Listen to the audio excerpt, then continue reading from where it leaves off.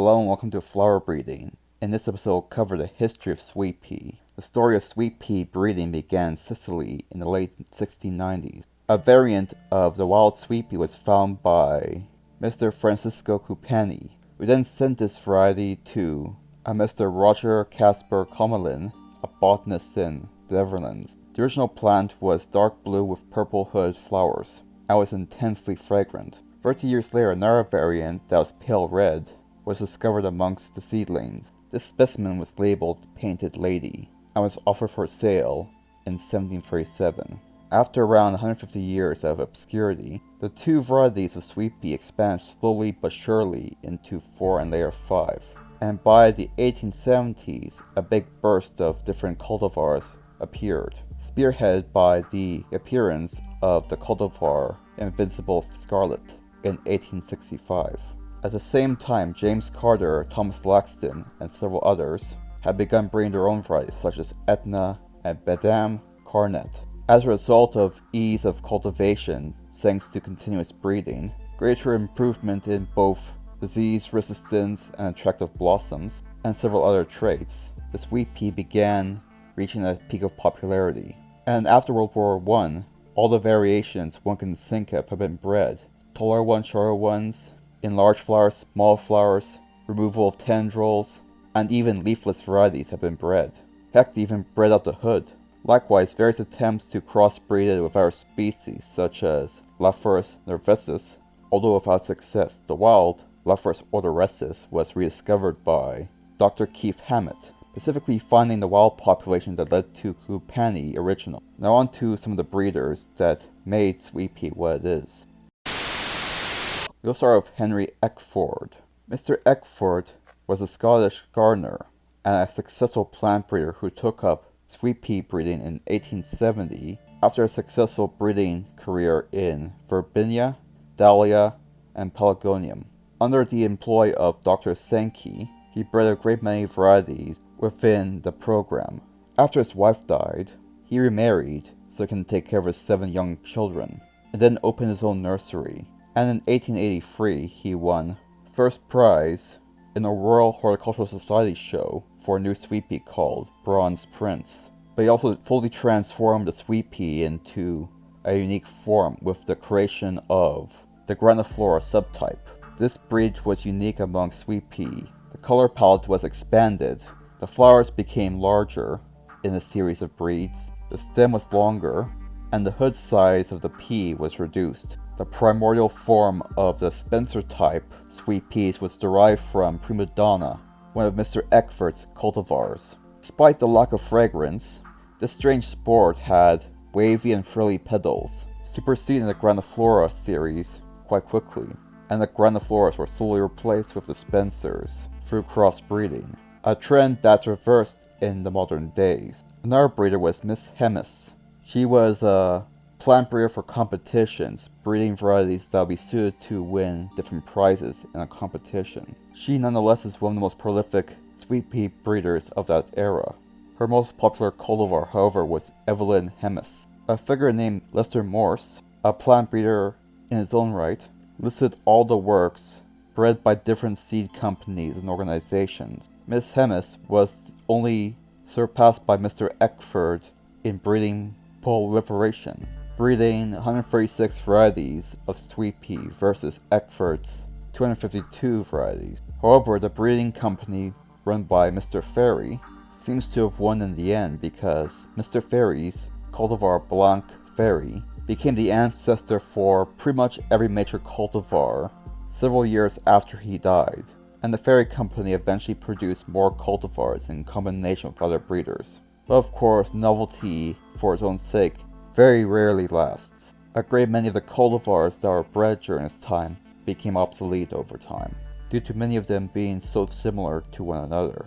For instance, it was found that the Hemis cultivar Laphorus Prince of Orange may have been a possible duplicate of the Ferry Morse introduction, also named Prince of Orange. And to make matters worse, another cultivar called Miss Thomas Stevenson was a cultivar of identical appearance to both. It was initially believed that Miss Hemis referred to Miss Evelyn Hennis, but based on etiquette of that time, the epithet Miss Hemis meant the eldest unmarried daughter, which in this case referred to Hilda Hennis, who owned her own nursery, eventually forming a partnership with a nursery called Ryder Nursery. She provided the varieties, he propagated the varieties and sold them. The most important hybrids of Miss Hemis were Silver Queen, one of her first cultivars, Ivorine, which showed up later, Paradise that showed up afterwards, and many others.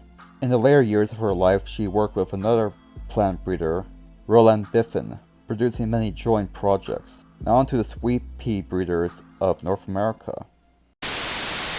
Now on to the sweet pea breeders of the United States. Much in the way we start with a clergyman, we're going to continue with a clergyman, Reverend W.T. Hutchins. The success of sweet pea in the United States was due to the tireless promotion of this plant by a formerly obscure man in Massachusetts named Reverend William T. Hutchins. He lived from 1849 to 1917. He promoted the heck out of sweet pea, writing documents and papers about it often. Indeed, the first book devoted to sweet peas in the United States was All About Sweet Peas, an art monograph, published in 1892 by the Burpee Seed Company. In 1897, he wrote the book Sweet Peas Up to Date, also published by Burpee. This was also partially a commercial enterprise, as Burpee cultivars were prominently mentioned by the good Reverend. And he was a true believer in these seeds, as they were a pure American stock and able to survive, if not thrive, in the country, in comparison to the Eckford varieties, and the colors and appearances of these varieties were considered on par with Eckford's work. He wrote extensively about one Burpee cultivar called Cupid in 1893. He loved sweet peas so much that he began breeding his own, breeding varieties called Daybreak and other useful cultivars. The cultivar known as the Senator, seen on screen right now, is one such example. He died by his own hand, however, in 1917. This came after a mental breakdown that occurred in 1903 when his wife died from chronic renal failure.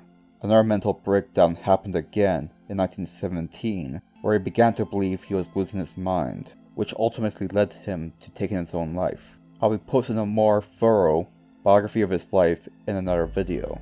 But for now, we must go to other varieties of sweet pea. Independent breeding of sweet pea in the United States began in 1910, started by the firm Morse & Co., who had 400 acres of sweet pea under cultivation for breeding purposes. Another figure called Peter Henderson in New York also bred new varieties such as Emily Henderson. And of course, the first dwarf variety of sweet pea, called Cupid, won the Award of Merit in 1893. A New York woman bred her own variety of sweet pea using Old Painted Lady as a stock plant. She bred by every year sowing the seeds in the same rocky plot for 25 years. A soil without enrichment or deep soil where roots could go into. The result was shorter and tougher plants, very disease resistant as well. From this new cultivar, many varieties were bred, including Blanche Fairy, and the Fairy Company began breeding many early varieties of different sweet peas, which were just regular sweet peas bred to bloom a little bit earlier, but otherwise identical to pre-existing cultivars. During this time, a great many nurseries were also made, and we will cover those next.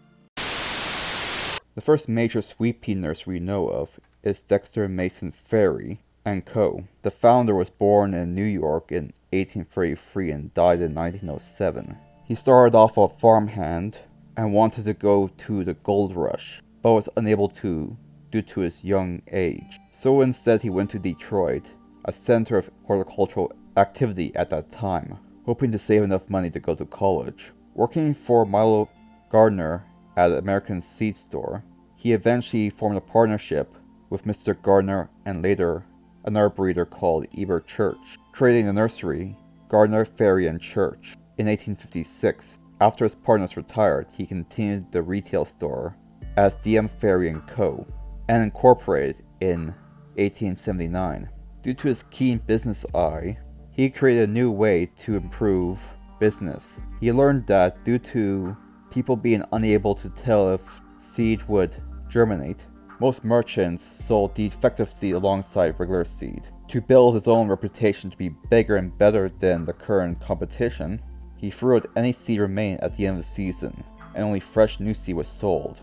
This would guarantee an adequate germination, which would be essential for farmers and gardeners. In all of his catalogs, he also wrote down different poems about gardening, as well as incorporating classical quotations regarding gardening. He also had photos and paintings of different plants, and this is how the company succeeded for many years to come.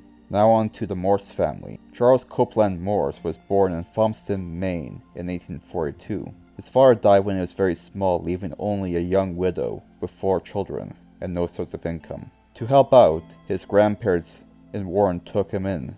At the age of 18, realizing that Maine farming was not as profitable as it could be, he moved to California, doing a variety of jobs such as painting houses, and saving money to buy into a farm called Wilson's Farm. Mr. Morse later married Maria Langford, and lived his life mostly in Santa Clara County. He and his wife had 5 children. His son, Lester L. Morse, over time became a noted expert in horticulture, has a sweet pea breeder. He also wrote his own book, Field Notes on Sweet Peas, and developed the sweet pea industry, at least in part, in California.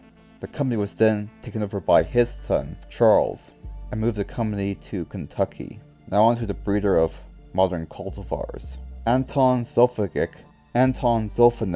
was born in 1862 and died in 1958. He was a nurseryman from Bohemia, who moved to New Jersey as an immigrant in 1888. He learned the art of flower breeding in the village he grew up in, which I cannot pronounce, and was already a skilled hybridizer by the time he went to the United States. After over 5,000 crosses between his own winter flowering varieties and the new Spencer type, he had bred a great many varieties. Both he and his son bred different varieties of sweet peas, such as early Zolfanek. Most of these varieties were multi-flowered, having 5 to 6 flowers on each stem, a rarity at that time period. But the father and son could not get the company beyond a modest scale, and the firm was ultimately sold to the company Bodgers. And that covers everything. Thank you for watching.